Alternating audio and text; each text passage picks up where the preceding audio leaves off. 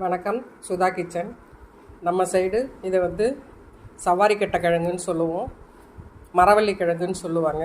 இதை தோல் சீவிட்டு துண்டு துண்டாக கட் பண்ணி தண்ணியில் அலசிப்போம். அரிஞ்ச மரவள்ளி கிழங்கு, அதாவது நம்ம சைடு சவாரி கட்டை கிழங்கு, தண்ணியில் நல்லா கழுவிப்போம். தண்ணியில் கழுவியாச்சு. இதை மிக்சியில் நல்லா நைஸாக அடிச்சுப்போம்.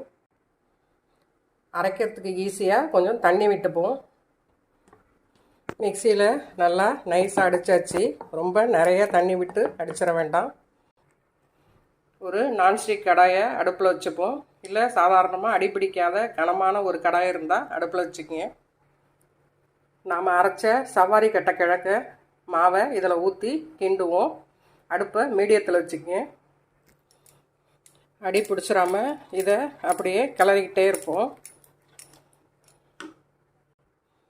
கிண்டும்போது அடியில் ஒட்டும். அதை நம்ம நல்லா வழித்து விட்டு அடியில் ஒட்டாத அளவுக்கு நல்லா கிண்டணும். நல்லா வெந்து இந்த மாதிரி சுருண்டு வரும். கை விடாமல் நல்லா பிரட்டி விடணும். நல்லா வெந்து வந்துருச்சு. தண்ணி தொட்டுக்கிட்டு இப்படி பார்த்தீங்கன்னா கையில் ஒட்டாது. அதுதான் பக்குவம்.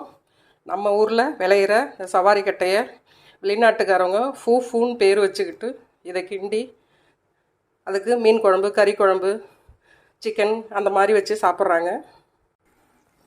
ஒரு தட்டில் எடுத்து வைங்க.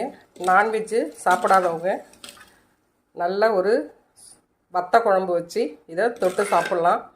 அருமையாக இருக்கும்.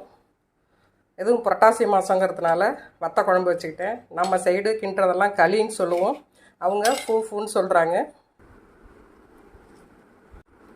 மரவள்ளி கிழங்குல வெளிநாட்டுக்காரவங்க ஃபூன்னு சொல்கிற இந்த களியை நான்வெஜ் இல்லாமல் இந்த மாதிரி வத்த குழம்பு செஞ்சு வச்சு சாப்பிட்டு பாருங்கள்.